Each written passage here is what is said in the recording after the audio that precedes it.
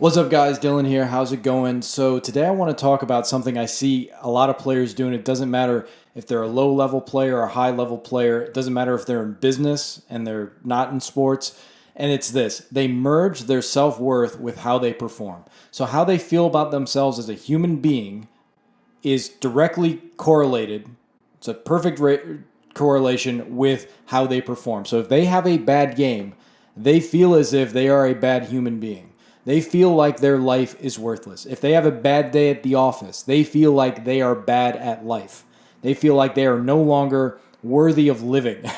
They don't feel great about themselves. You can't do that. You have to separate who you are as a human being from how you play the game. And the reason you do this, whether it's the game of life or a real game in sports, or I guess life is the real game and sports is the fun game.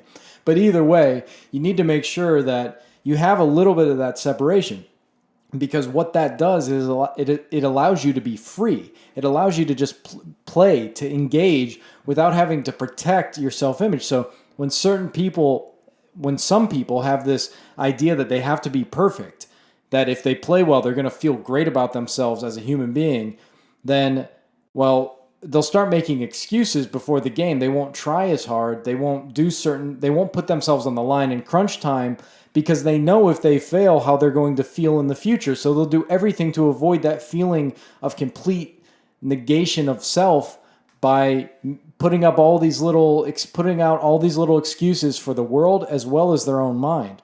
Most importantly, their own mind. Yeah, I didn't really go that hard. I know I didn't go that hard. If I would have went hard, I probably would have killed it. Yeah, I just didn't touch the ball in overtime. I wasn't scared. They just didn't get me the ball. But the fact is, you were just running from the fact that your self-worth is merged with the game. So if you fail, you are a failure. In healthy people, there's a little mix of that. I mean, they have a little bit of that, but they just let that little bit of, like, I'm a failure, I choked, I didn't play well, fuel them to work harder. But it's a little bit. Overall, they've separated themselves from how they play the game. They have to.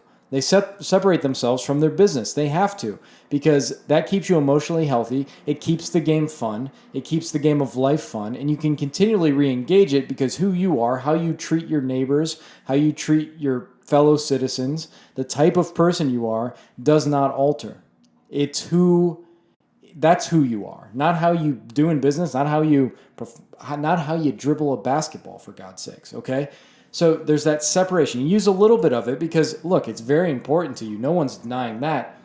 But you're not putting your entire self-worth in it, so it makes you over-try. That's another thing. Some players, it's so tied up in who they are that they get kind of graspy. It's like I always picture a dog trying to, like, there'll be a bone through the gate and it just can't reach the bone and they're just going crazy. They're salivating. You don't want to be that either. Because if you feel like, if I don't get that bone, if I don't win this game, if I don't win this business deal, I'm worthless. I got to go really hard. And that's ugly. It's not beautiful to watch. Everyone sees right through it. You're called selfish. And typically it's counterproductive. You need to still approach it like a game with your self-worth partly involved in the game because it's important to you. It's something that means a lot to you. But at the same time, it doesn't mean anything. None of this means anything. None of it really means anything in the long run. So I study near-death experiences. Now take this for what it is, okay? It doesn't mean I believe in it. I'm not going out there. I'm just saying, let's say these are real. Near-death experiences, when people die, what they're told every time they go through their life, it's always the small things you've done for people. It's always the good you've done for other people. Did you help people when they were down? Did you put an arm around their shoulder when they had a problem? That's what really matters in life. So even if you're not spiritual, I think we all can agree that that's what matters most in life. The rest of it is just a game and we can engage in it, but who we are, the type of person that, sees somebody crying on a porch step, and we don't even know them and we go up and we ask what's wrong, that's who we are. When you see somebody who's really down on their luck and you help them out, that's who you are.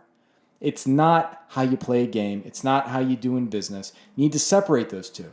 And at the same time, let a little bit of yourself leak into that so you do feel the pain when you lose. You don't want to be completely oblivious and not competitive, but you don't want it to dominate your whole psyche. It's okay for a part of you to go, I'm so mad at myself. This is not me. I can do better than that. I feel that every day, days when my sales are bad. When I play a bad basketball game, there's a part of me right when I'm done playing, I do feel like a total loser, okay? Like if I play bad, I'll beat myself up for a few hours. I allow myself to do that because I need it. I need that to get fueled to go back out there because I know my process. I'll go through feeling really bad about myself. Then I'll go, you know what? F that. I'm better than this. I'm going to go work harder. I'm going to go out there and I'm going to try. And then I have the other aspect where it's like, who cares how I play because I'm trying to be a good person. And that's all that really matters. So it's an art and not a science. And that's really important. I listen to a lot of self-help guys and psychologists, and they make it sound so cut and dry. But really, it's an art to know when to administer a certain amount of self-hate, let's say, where you're just mad at yourself, and then when to administer self-love. You don't really know how to do it until you start practicing it and you learn your own system. Like I know when I play bad, I'm going to have a few hours, maybe even overnight, where I'm not feeling great about myself. Myself is too merged with the way I played, and I played poorly, so I feel bad at the beginning. And then I separate myself from that. And I remind myself I'm still a good person. And now I'm going to go out. I'm going to dominate. I'm going to go back. I'm going back. I'm coming back. It can't hurt me. It can't hurt me. And I'm not scared to try again.